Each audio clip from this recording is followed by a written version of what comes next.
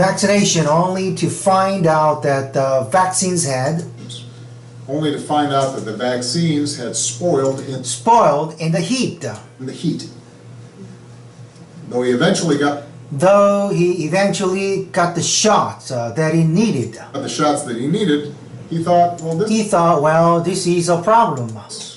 This is a problem, and wanted to prevent other children from facing other children from facing the same risk. So he developed what he called the Vax wagon. Calls the Vax wagon, and it's a refrigerator. And it's a refrigerator on wheels that transports. Vaccine to remote destinations. That's the kind of innovation and compassion. And compassion that we're seeing from so many of these young people. So give Anna a big round. So give Anna Lou a big round of applause.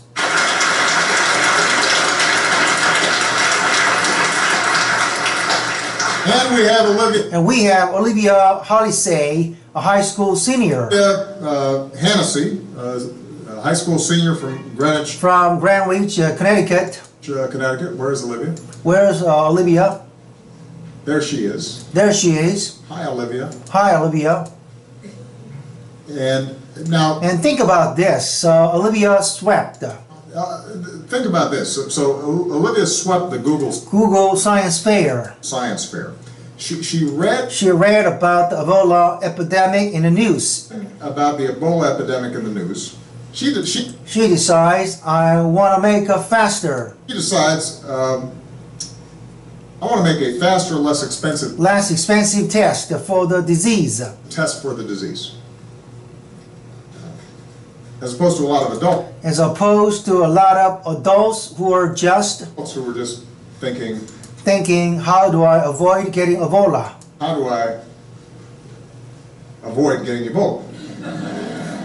She decides, well, I'm going to fix this. So she wants a faster, less expensive test.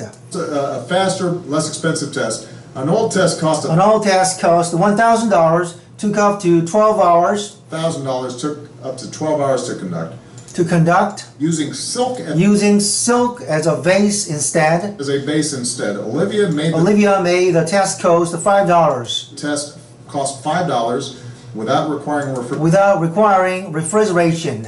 With results that are available. In under 30 minutes. How about, what were you doing in high school? Give Olivia a big round of applause. Give Olivia a big round of applause.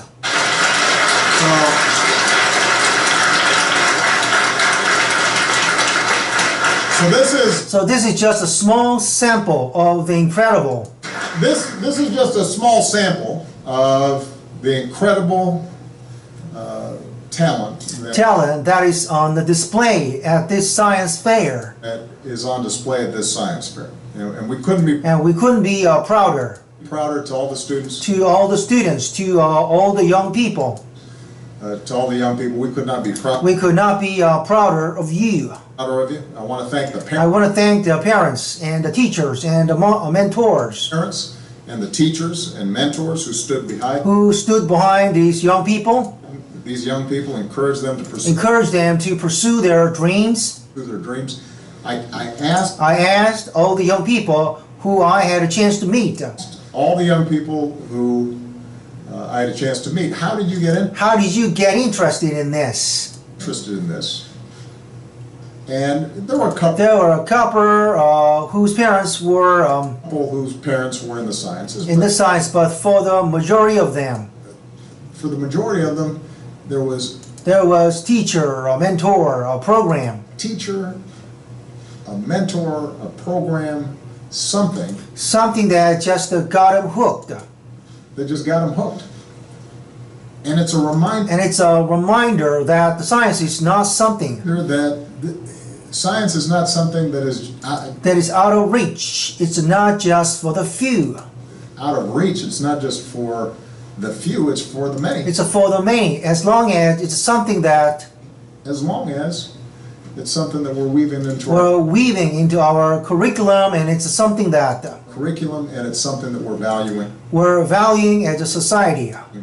as a society. And so I hope that So I hope that every company, every college, company and every college and every community and every community, and every parent, and every parent and every teacher every teacher joins us in encouraging this joins us in encouraging this next generation next generations of students to actively engage and pursue of students to actively engage and pursue science and and push the boundaries push the boundaries of what's possible. of what's possible.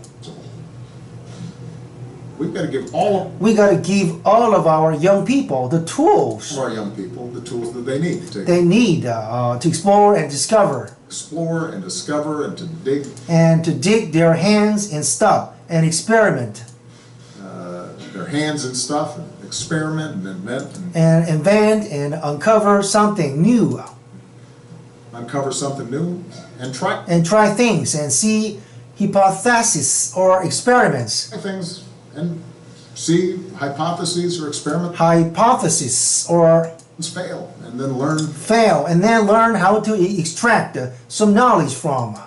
how to extract some knowledge from things that didn't work Things that didn't work, as well as things that worked. as well as things that worked. That's another theme that came out of a lot of theme that came out of a lot of the conversations I had with young people. And that's why we're building on our efforts to bring hands-on computer science learning. On computer science learning, for example, to all students. To all students, as I've said before. As I said before, in a new economy. Or in the new economy, computer science. Computer science isn't optional. This isn't optional. It's a basic skill. It's a basic skill along with the 3 R's. With the 3 R's. So we're issuing new guidance. So we're issuing new guidance to school districts. Guidance to school districts for how they can better support. They can better support computer science. Computer science education. It's education.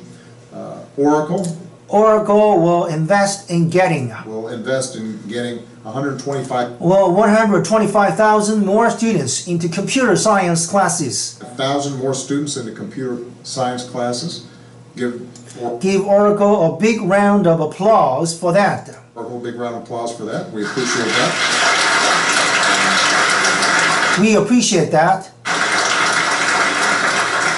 We got more than 500 schools that are committing. And 500 schools that are committing to expand access to computer science. Access to computer science, and this is just a sample of the things that we've seen. A sample of the things that we've been putting together over the last several years to try to expand opportunity for the kind of brilliant work. Opportunity for the kind of brilliant work that's being done by these students. And we're seeing entire states. Take action. Take action. For example, last month, Rhode Island got on a path. Last month, Rhode Island got on a path to bring computer science to every school. Computer science to every school within 2 years. Within 2 years. So we're going to build. So we're going to build on this progress. On this progress, we want to make sure. We want to make sure every single one of our students. Every single one of our students, no matter where they're from. Where they're from. What income their parents bring in. What income their parents bring in. Regardless of their backgrounds, we want to. Their backgrounds. We want to make sure that they got access to hands-on science. Got access to hands-on science, technology, engineering, and math education. Engineering and math education that's going to set them up for success and keep our nation. and keep our nation competitive in 21st century. In the 21st century. That includes, By the way, working through some of the structural biases that exist in science. That exist in science. A lot of them are unconscious. A lot of them are unconscious, but the fact is that we gotta get more of. The fact is that we've got to get more of our young women and minorities into science and technology. And minorities into science and technology, engineering and math, and computer science. I've been really pleased to see the number of young women who have gotten more and more involved in our science fairs over the course of these last several years. And as I said to a group that I had a chance to meet, without side, we're not going to succeed. We're not going to succeed if we got half the team on the bench, especially half the team on the bench, especially when it's the smarter half of the when team. When it's the smarter half of the team. Our diversity is a strength, and we got to leverage all of our talent in order to make ourselves as a creative and solve many problems as we can be. And one of the things I find so inspiring about this, these young thinkers and makers, is that they look at all this, these seemingly intractable problems as something that we can solve. There's a confidence. There is confidence when you are pursuing science. They don't consider age a barrier. They don't think, that's just the way things are. That's just the way things are. They're not afraid. They are not afraid to try things. And ask tough questions. And above all, what we've seen today is that they feel an obligation to use their gifts to do something. To use their gifts to do something not just for themselves. Not just for themselves, but for other people as well. Olivia said after she was working on this Ebola. Diagnostic tool. My generation has been raised. My generation has been raised with an awareness. That we are part of global community. That we're part of a global community. It's everybody's responsibility to take a proactive approach and think of a solution. She is right. She's right. I want you to call up Congress and tell them. You're thinking on that. You're thinking on that. That was just a joke. That was just a joke. Maybe not. But it's all up to us to work together. With our youngest talent. Leading the way. A century ago, Albert Einstein predicted the existence of gravitational waves. This year, a team of scientists finally proved him right. This was very cool, by the way. Well, I don't know those of you guys. I don't know those of you guys who had a chance. Who had a chance to read about this. The way they measured it was. The building got a little. The building got a little longer. The building The building that from which they were measuring. That from which they were measuring this gravitational wave grew like a little bit. Wave grew like a little bit. And then it kind of shrank back. Which is really weird. Which is really weird and really interesting. And that's the thing about science. You don't always cross the finish line yourself. You may have a hypothesis, a theory, and then people build off of it. And it's like you're running a race. and you're passing a baton. And you're passing a baton. Everything that we're working with today is based.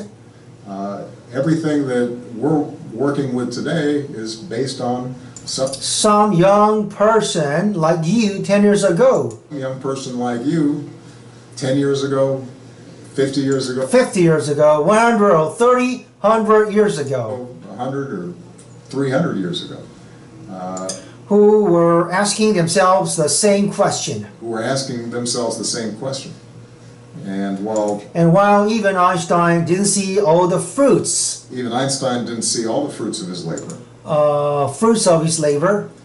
Because he went as far as his curiosity. As far as his curiosity and hard work. And hard work would take him generations of scientists.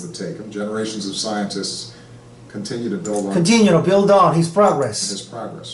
So that's what we're going to need. That's what we're going to need from all of you. We're counting on all of you to help build a brighter. Future. Brighter future, and for you to use your talents to help your. And for you to use your talents to help your communities. And your country and the world. We will be with you. We'll be with you every step of the way. And I will be keenly following your progress. I will be keenly following your progress, so that when you invent some cancer cure or find some cancer cure, or find some new source of cheap, clean energy. I will take some of the credit. I'll say if it hadn't been for the White House Science. If it hadn't been for the White House Science Fair, who knows what might have happened, even though